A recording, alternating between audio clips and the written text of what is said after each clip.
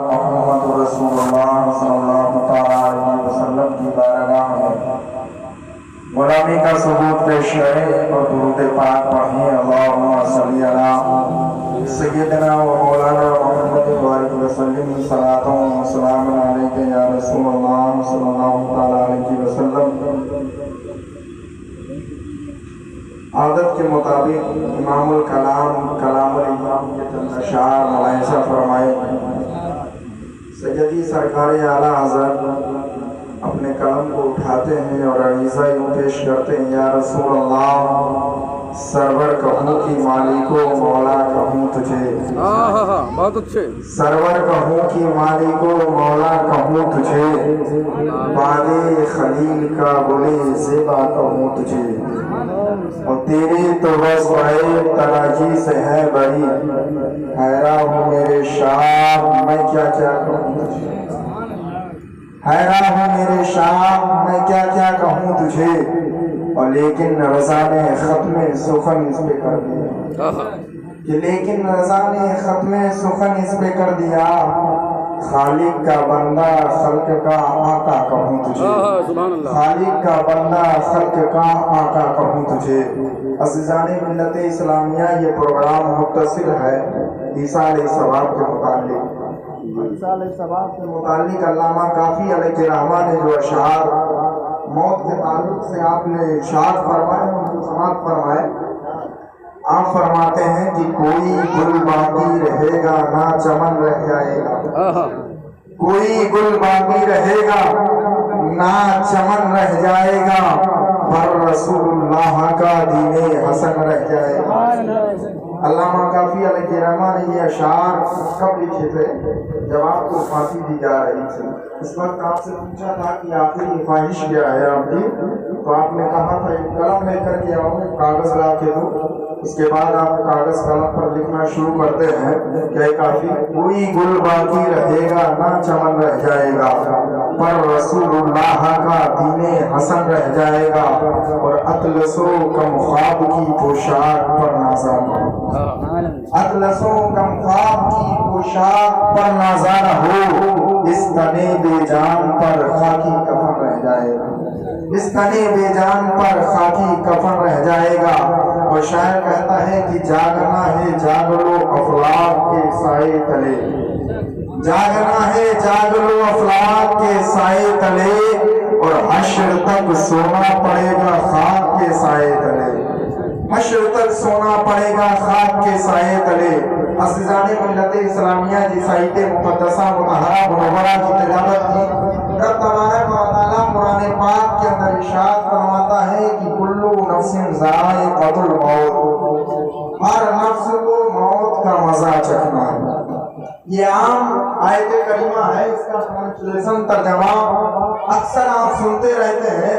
رب تبارک و تعالیٰ نے قرآن پاک 1400 سال پہلے نازل فرمایا، سرکار نے 1400 سال پہلے بتایا تھا، اس کے باوجود آج بھی قرآن یہی کہہ رہا ہے کہ اے مسلمانوں تمہیں مرنا ضرور ہے، ہر نفس کو۔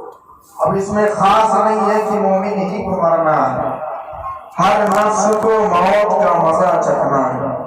اب چاہے روح میں کوئی بھی ہو، چاہے وہ کافر ہو، چاہے مسلمان ہو، چاہے جانور ہو، چاہے چرند و پرند ہو، کوئی بھی ہو، ہر ایک کو موت کا مزہ چکھنا ہے۔ اب جب موت کا مزہ چکھنا ہے تو ہم نے کبھی موت کی تیاری کی ہے؟ کبھی سوچا ہے کہ موت کیا چیز ہے؟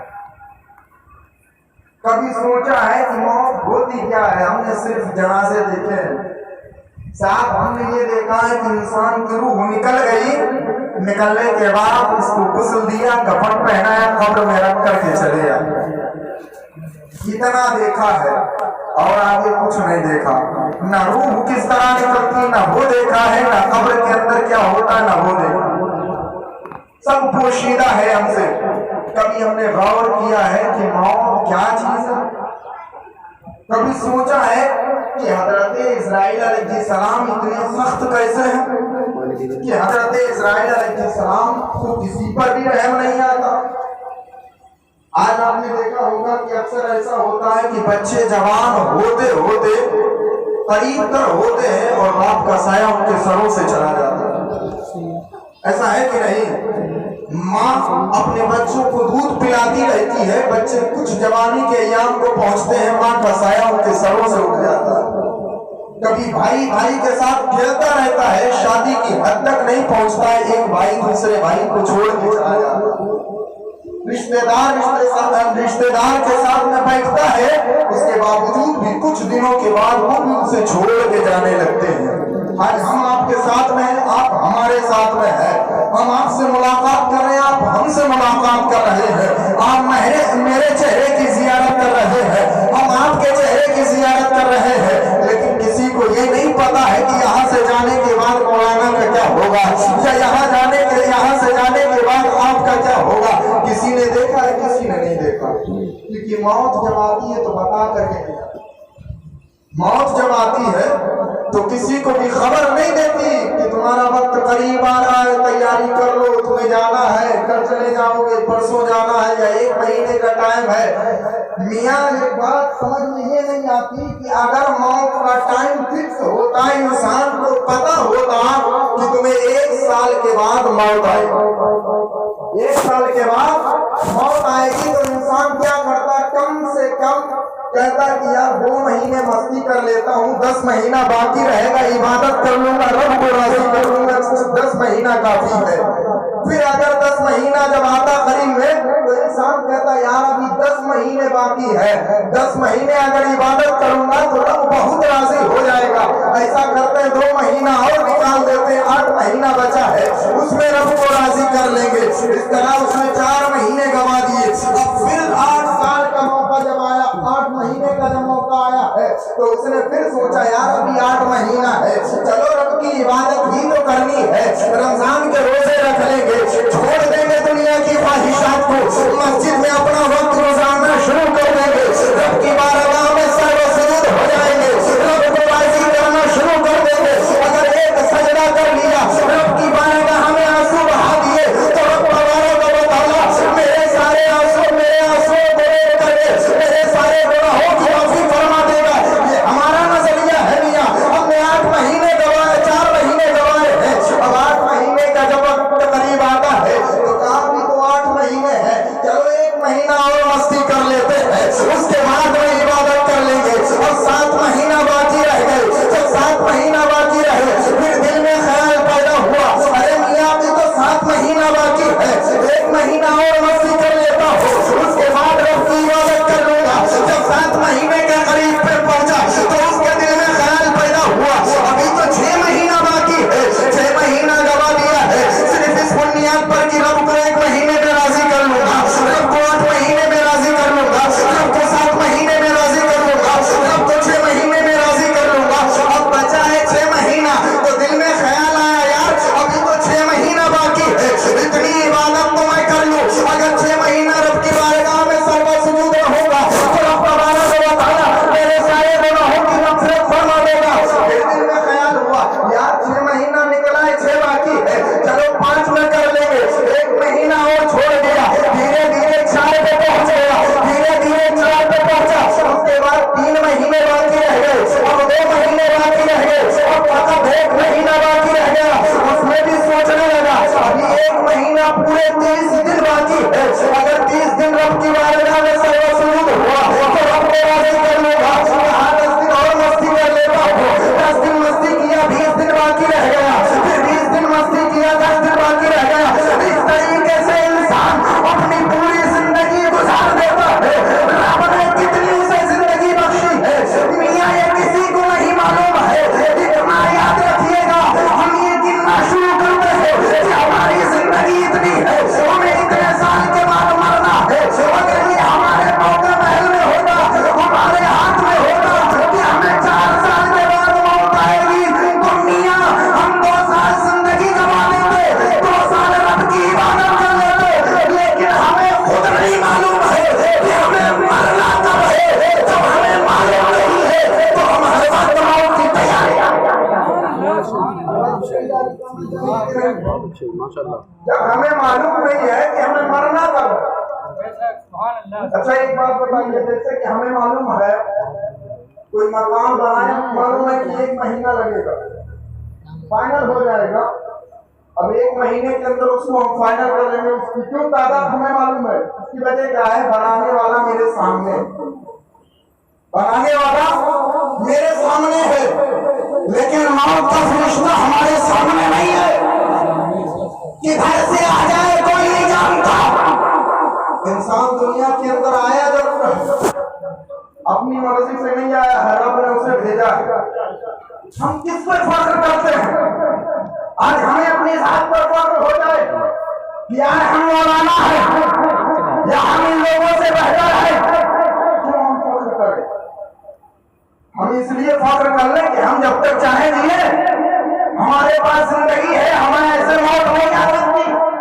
ایسا کچھ نہیں ہے پیارے، موت جب آئے گی تو پوچھنے کی نہیں، اور نہ تو آپ اس سے کہہ پاؤ کہ ابھی رک جاؤ میرے بچے کی شادی ہونا باقی ہے، ابھی رک جاؤ میری بیوی بیوہ ہو جائے گی، ابھی رک جاؤ میرے بچے یتیم ہو جائیں گے، یہ دنیا والے کہیں گے فلاں کے بچے یتیم ہو گئے ہیں، فلاں کے بچے لاوارث ہو گئے ہیں، حضرت اسرائیل علیہ السلام فرمائے نہیں، تیرا وقت پورا ہو گیا ہے اور تجھے جانا ہے، اسی لیے تو شہر میں رہا ہے، موت سے کس کو روزگاری ہے، آج ہماری تو کل تمہاری، آج ہماری تو کل تمہاری باری۔ اچھا ایک بات بتائیے، جب موت آنی ہے، یہ کڑوی حقیقت ہے، حقیقت ثابتہ ہے، اور چیزیں تو انسان کے لیے ثابت نہیں ہوتی، لیکن موت ثابت ہے۔ ہم دیکھتے ہیں انسان جا رہا دنیا سے، کئی بار ہماری آنکھوں نے یہ نظارے دیکھے کہ یار فلاں کا انتقال ہو گیا، فلاں دنیا سے چلے گئے، ان کے بعد میں اب کس کی باری ہے پتا نہیں، ہمیں نہیں پتا کہ کس کی باری ہے، لیکن پھر بھی ہم نے کبھی یہ نہیں سوچا یار ایک بار ہمیں بھی مرنا، ہم کیوں موت کی تیاری سے دور؟ نمازوں سے ہم دور نظر آتے، روزوں سے ہم دور نہیں نظر آتے، یہ تو کرم ہے میرے نبی کا، یہ تو میرے مصطفیٰ کریم کا کرم ہے، ورنہ رب تبارک و تعالیٰ کی اتنی ہم نے نافرمانیاں کر دی ہے، اگر کسی اور قوم میں ہوتے تو رب تبارک و تعالیٰ حضرت جبریل کو بھیج کر کے ہم کو اسی زمین کے اندر دبا دیتا، جیسے اور امتوں کو دبایا گیا، کسی کو لا کر کے ساتویں آسمان سے نیچے پھینک دیا گیا، لیکن ناز کرو آمنہ کے لال پر، قربان جاؤ محمد رسول اللہ کی ذات پر، قربان جاؤ کعبۃ اللہ کو بیت اللہ بنانے والے پر، قربان جاؤ آمنہ کے لال پر، قربان جاؤ عبداللہ کے لگتے جگر پر، قربان جاؤ نبی مختار پر، جنہوں نے یہ فرمایا تھا کہ رب تبارک و تعالیٰ آپ کو اپنے محبوب سے وعدہ کر لے، رب نے فرمایا کہ محبوب وعدہ کیا کرنا ہے، تو کہا ہے پروردگار عالم میری امت کو نہلایا ہے، میری امت سیاہکار ہے، میری امت کے اندر ضعیف بھی ہے، نیکوکار بھی ہے، جوان بھی ہے، طاقتور بھی ہے، لیکن مولا میری امت گناہ تو کرے گی، میری نافرمانیاں کرے گی، اس کا بدلہ میں چکاؤں گا، لیکن اے پروردگار عالم ایک وعدہ کر کہ میری امت پر کبھی عذاب نہیں نازل فرمائے گا۔ حضرت علی فرماتے ہیں کہ اگر رب تبارک و تعالیٰ کو عذاب دینا ہوتا، امت محمدیہ پر عذاب نازل کرنا ہوتا، تو کبھی بھی سورہ اخلاص عطا نہیں فرماتا، سورہ اخلاص کبھی نہیں دیتا اگر عذاب دینا مقصود ہوتا۔ قربان جاؤ اس نبی پر جس کی وجہ سے آج دنیا کے اندر بے نمازی ہو گئے، ہم پھر رہے ہیں، روزے ہم نہیں رکھتے ہیں، رب تبارک و تعالیٰ کی نافرمانیاں ہم کرتے ہیں، لیکن پھر بھی رب ہمیں رزق دے رہا ہے، ہمارے گھر میں بھی روشنی پڑ رہی ہے، بارش ہمارے گھر میں بھی ہو رہی ہے، لیکن ہمیں کیا ضرورت ہے؟ اگر کسی بادشاہ کا شکر نہ ادا کرے تو وہ بادشاہ ہمارا کھانا بند کر دیتا ہے، ہمارا کھانا بند کر دیتا ہے، کسی پردھان کی چمچہ گیری نہ کرے یا کسی پردھان کو ہم نہ دیکھیں، اس کے بارے میں وہ جو کہے اس کے خلاف ہم کوئی کام کر دیں، تو ہو سکتا ہے ہمارا راشن غلہ وہ بند کر دے، ہماری قانون وہ بند کر دے، یہ عام چیز ہے دنیا کی، وہ بند کر سکتا ہے، لیکن ایک بار سوچو جو دنیا کے بادشاہ عالم ہے، ان کی بارگاہ میں ایک غلطی کر دو تو وہ تمہارا روٹی غلہ سب بند کر دے، رب کی بارگاہ میں تم ساری رات عبادت نہیں کرتے ہو، دن بھر گھومتے ہو، 5 وقت میں نافرمانیاں کرتے ہو، پھر بھی وہ تمہیں صبح میں رزق عطا فرماتا ہے، پھر بھی تمہیں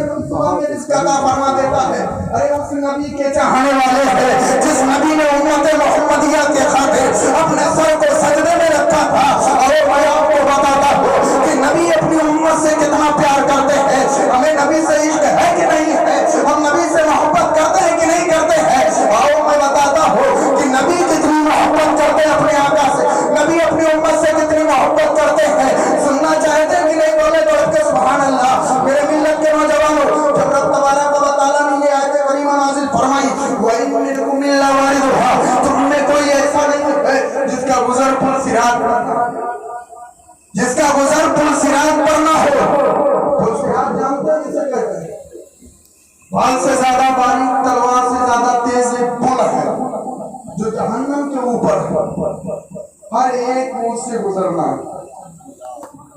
हर एक को उससे गुजरना। जानते हो हजरत हसन बसरी रहमतुल्लाह अलैह ने एक शख्स को हंसते हुए मुस्कुराते हुए देखा। आपने उससे क्या फरमाया? आप फरमाते हैं कि नौजवान ये बता क्या तूने उस सिरात को पार कर लिया?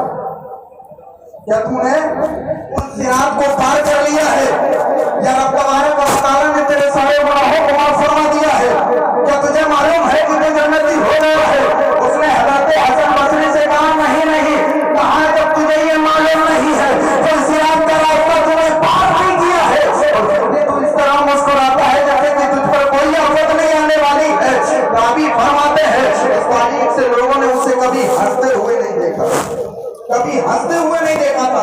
मेरे आका एक रास्ते से गुजर रहे थे, मेरे आका ने देखा चंद आदमी आपस में मजाक कर रहे हैं। मेरे आका ने उनसे फरमाया कि लोगों तुम हंसी मजाक क्यों कर रहे हो? कहा इस तरह बैठे हुए हंसी मजाक कर रहे हैं। मेरे आका ने इरशाद फरमाया काश जो मैं जानता हूँ अगर तुम जानते होते तो कभी लाइफ में हंसते नजर नहीं आते, अपनी जिंदगी रोते हुए गुजारते। मेरे मिल्लत के नौजवानों, आखिर मेरा नबी बताना क्या चाहता है कि अगर जो मैं जानता हूँ तुम जानते होते तो कभी मुस्कुराते नजर नहीं आते।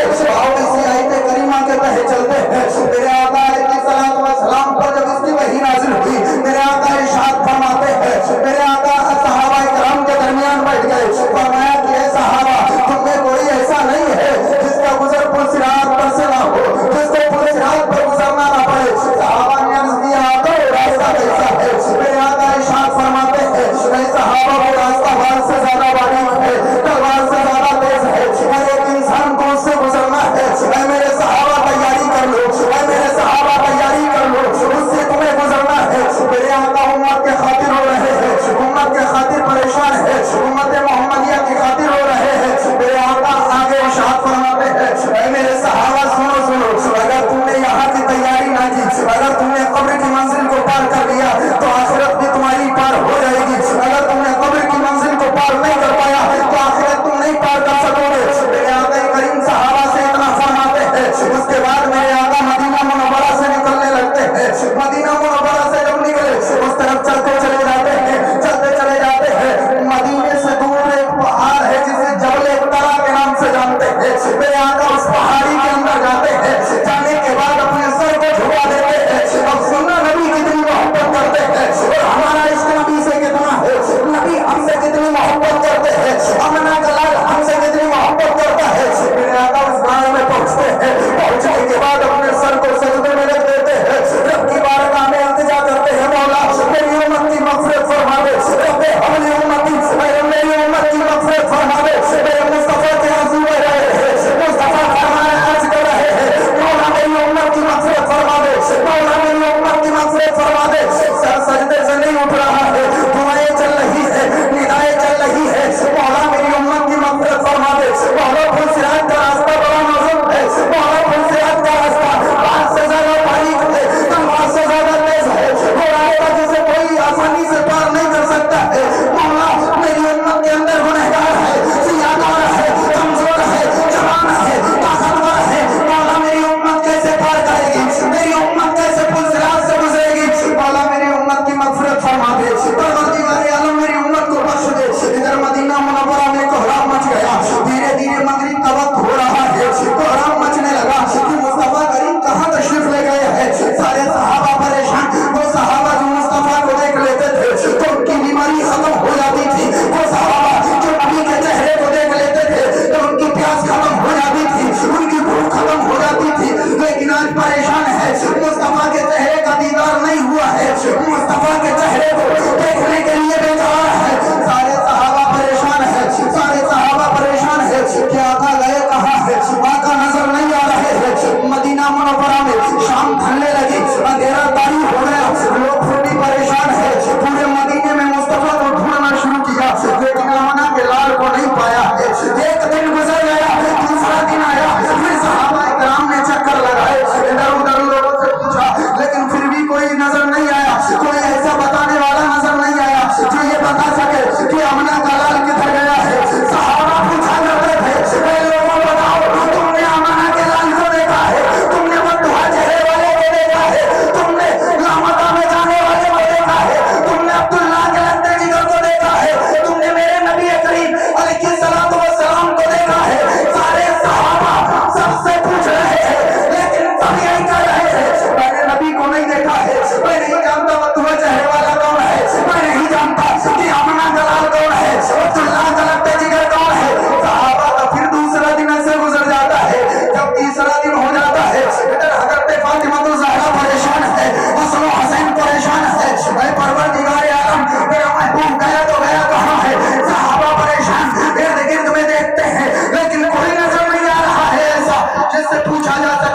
अब जब तीसरा दिन हो गया तो सहाबा निकल पड़ते हैं जंगल की तरफ और सहाबा एक दूसरे से पूछ रहे हैं।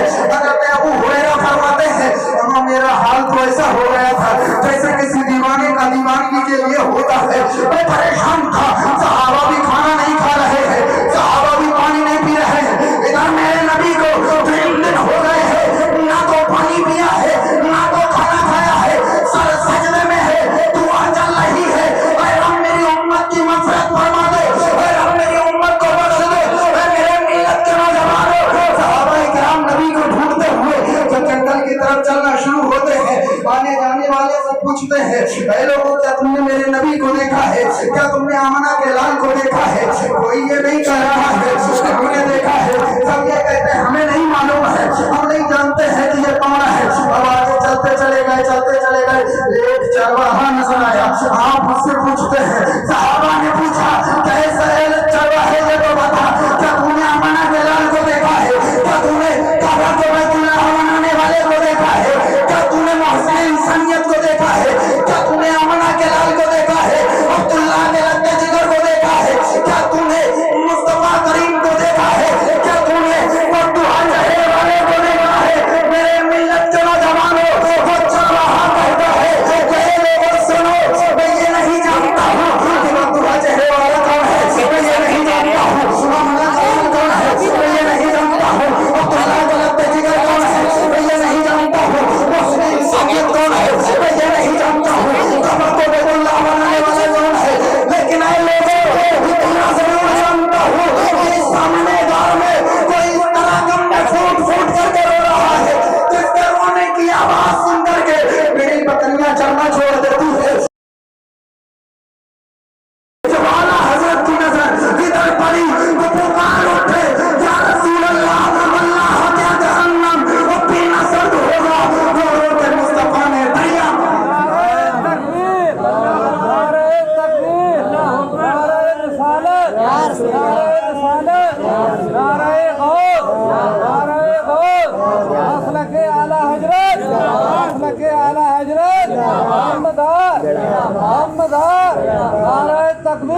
मेरे मिल्लत के नौजवान और सहाबा इकराम ने जब इतना सुना मेरे सहाबा समझ गए नबी से इश्क करते हैं, यहीं पर बस नहीं आगे बढ़िए। और सहाबा इकराम नबी की बारगाह में पहुंचते हैं। जबल तला पहाड़ के अंदर जब पहुंचे मेरे आका सर सजदे में रखे हुए हैं और सहाबा इकराम अर्ज करते हैं आका अपने सर को सजदे से उठा लीजिए। सारे मदीने के लोग परेशान है, सब परेशान है। मौला ये परवरदिगार आलम अपने रसूल से फरमा दे कि वो अपने सर को उठा ले सजदे से। मेरे मिल्लत के नौजवानों, सहाबा इकराम मन्नत समाजत कर रहे हैं, आका अपने सर को सजदे से उठा लीजिए, आका अपने सर को सजदे से उठा लीजिए। सारे सहाबा परेशान है। वो सहाबा जो आपके चेहरे को देखा करते थे, चेहरे को देखने के बाद उनकी भूखें खत्म हो जाती थी, उनकी भूखें खत्म हो जाती थी और जो प्यास लगती थी उसकी प्यास खत्म हो जाती थी, जो बीमार होते थे उसकी बीमारी खत्म हो जाती थी। मेरे आका अपने सर को उठा लीजिए, मेरे आका अपने सर को उठा लीजिए, अपने गुलामों को देख लीजिए। लेकिन मेरे आका बस यही दुआ कर रहे हैं, मौला रब्बे हबली उम्मती, मेरी उम्मत की मग़फ़िरत फरमा दे, मेरी उम्मत की मग़फ़िरत फरमा दे, मेरी उम्मत की मग़फ़िरत फरमा दे। अब सहाबा इकराम परेशान है।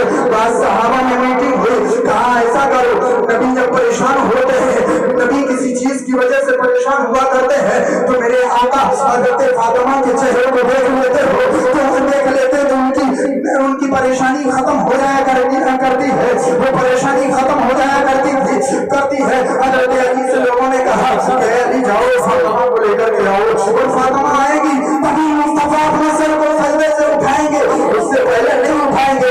यही खबर मदीना मुनव्वरा पर हज़रत फातिमा तो ज़हरा आती है।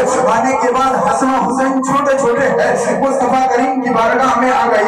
अर्ज किया अब्बा जान अपने सर को सजदे से उठा लीजिए, अपने नवाजों को देखिए, इन्होंने 3 दिन से खाना नहीं खाया है, मेरे मुस्तफा ने 3 दिन से खाना नहीं खाया है, ना तो पानी पिया था ना तो खाना गया है, पेट में पत्थर बांध करके मुस्तफा अपनी उम्मत के लिए दुआ कर रहे हैं। और आज हम दिन भर खाते हैं, रात भर खाते हैं, उसके बावजूद 5 वक्त की नमाज पढ़ करके अपने नबी की आंखों में ठंडक नहीं पहुंचाते हैं। मेरे नबी की आंखों की ठंडक है नमाज पढ़ना, मेरे नबी पेट पर पत्थर मारे हैं, बस कर रहे हैं मौला मेरे परवर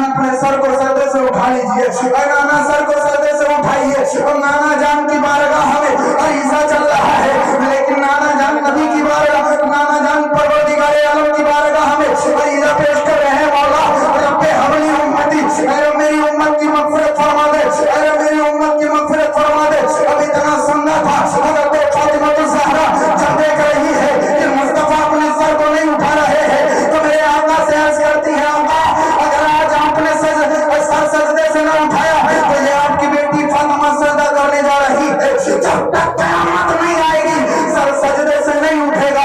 اتنا کہنا تھا، جبریل کو رب نے حکم دیا کہ جبریل جاؤ میرے محبوب سے فرما دو کہ اپنی بیٹی فاطمہ کو سجدہ کرنے سے روک لے، میں وعدہ کرتا ہوں کہ تمہاری امت کی مغفرت فرما دوں گا، تمہاری امت کو بخش دوں گا۔ میرے ملت کے نوجوانوں، حضرت فاطمہ الزہرا ادھر سجدے میں جانا چاہتی ہے، جب تک جبریل حاضر ہوتے ہیں جبریل عرض کرتے ہیں، آقا اپنی امت کے لیے اتنا بڑا وعدہ آپ نے دیا ہے، رب نے وعدہ کر لیا ہے، لیکن اپنی بیٹی فاطمہ کو روک دو کہ وہ سجدہ نہ کرے، اگر اس نے سجدے میں سر رکھ لیا تو قیامت برپا ہو جائے گی۔ میرے آقا نے سر کو سجدے سے اٹھایا، کہا فاطمہ رکو، سجدہ مت کرنا، رب نے مغفرت کا وعدہ فرما لیا ہے۔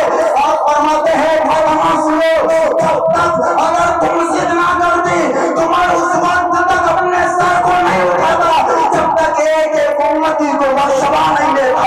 اتنا سننا تھا تو فرماتے ہیں کہ رب حبلی امتی کہتے ہوئے پیدا ہوئے، آپ نے فرمایا کہ بخشا الصلاۃ والسلام، آپ نے فرمایا کہ بخشا الصلاۃ والسلام۔ میرے ملت کے نوجوانوں، یہ نبی یہ میرے آقا ہے، اگر ان سے محبت کرو گے تبھی کامیابی ملے گی۔ جو اس طرح نبی محبت کرنے والا ہو، جو اس طرح پیار کرنے والا ہو، جو اس طرح اپنی امتیوں سے پیار کرے، امتی کو بھی چاہیے ان سے پیار کرنا چاہیے، امتی بھی ان سے پیار کرے۔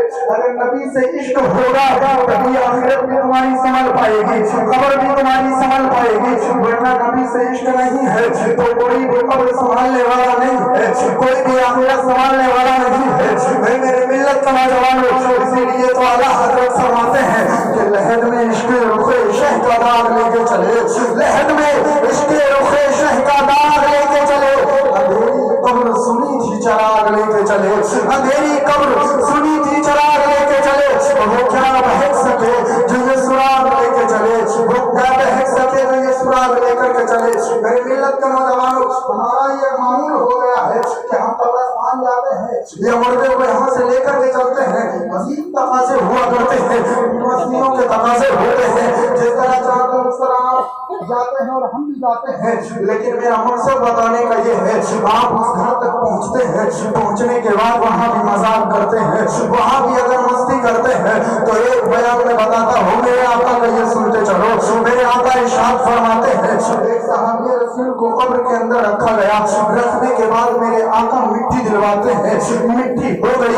اس کے بعد میرے آقا بیٹھ جاتے ہیں، میرے آقا قبر کے پاس میں بیٹھ گئے، میرے آقا ارشاد فرماتے ہیں، اے میرے صحابہ یہ کیا ہے؟ صحابہ عرض کرتے آقا یہ قبر ہے، میرے آقا پھر فرماتے صحابہ یہ کیا ہے؟ عرض کرتے آقا یہ قبر ہے، میرے آقا پھر ارشاد فرماتے صحابہ یہ کیا ہے؟ پھر عرض کیا آقا یہ قبر ہے، میرے آقا آنسو بہا رہے ہیں، میرے آقا کے آنکھوں سے آنسو بہ رہے ہیں، ٹپک ٹپک کر کے زمین پر گر رہے تھے قطرات، دیکھا کہ زمین بھیگ رہی ہے، میرے آقا سے صحابہ عرض کرتے آقا آپ قبر کے پاس میں رو کیوں رہے ہیں؟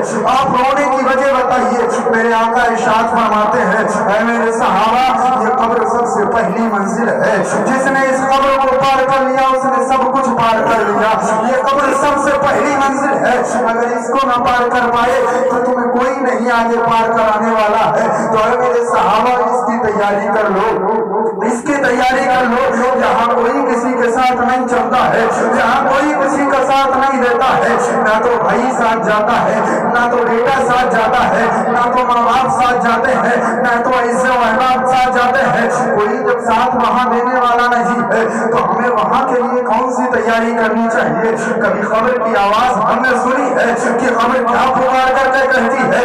خبر پکارتی ہے اولاد آدم تو مجھ پر عقل کے چل رہا ہے، اتنا یاد رکھ ایک دن تجھ کو میرے اندر آنا ہے، تو نہیں آئے گا، میرا گھر کوئی اور نہیں ہے، لیکن اے اولاد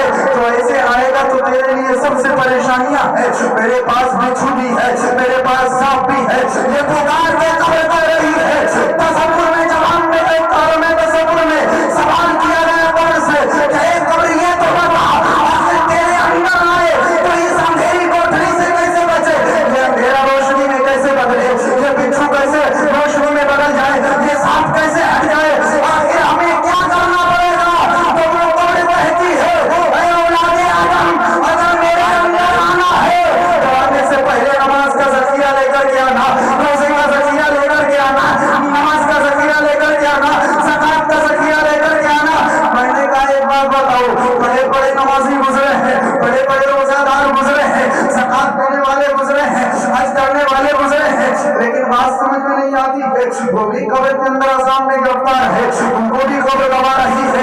आखिर उनके लिए क्या हुक्म है, आखिर हम क्या लेकर के आए? नमाज तो सब पढ़ते हैं, कहा सुनो नमाज भी पढ़ना, रोजे भी रखना, ज़कात भी देना, लेकिन सबसे अफजल चीज लेकर के जरूर आना। मैंने कहा वो क्या है? कहा मुस्तफा की मोहब्बत लेकर के आना। जब नबी की मोहब्बत लेकर के आओगे तो कब्र के अंदर मुस्तफा का भी दीदार होगा। मैंने कहा वो कैसे? तो आला हज़रत के इस शेर पर नजर पड़ी कि कब्र में लहराएंगे तो हश्र चश्मे ढूंढ के अरे जलवा फरमा होगी जब तलवार रसूलुल्लाह। आला हज़रत ने हर एक चीज को अशार दिया, हमें समझने की जरूरत है। अगर हमने समझ लिया तो अल्लाह रब्बुल इज्जत उन अशार के सदक़े में भी हमें नबी की मोहब्बत समझा सकता है कि नबी की मोहब्बत कैसी है। अगर आपको हर एक इंसान को तैयारी करनी चाहिए कि मौत सबको आनी है, मौत पर हक है, आज हमारी तो कल तुम्हारी बारी है। अल्लाह रब्बुल इज्जत से दुआ है परवरदिगार आलम अव्वल का आखिर बोलिए अल्लाह को खामदा परवरदिगार आलम माफ फरमाए और हमने जो बयान किया उस पर सबसे पहले हमें अमल करने की तौफीक अता फरमाए, उसके बाद हम सबको अमल पैदा होने की तौफीक अता फरमाए। अस्तगफिरुल्लाह रब्बी मिन कुल्ली ज़ंबिन व अतूबु इलैह। अस्सलामु अलैकुम व रहमतुल्लाहि तआला व बरकातहू।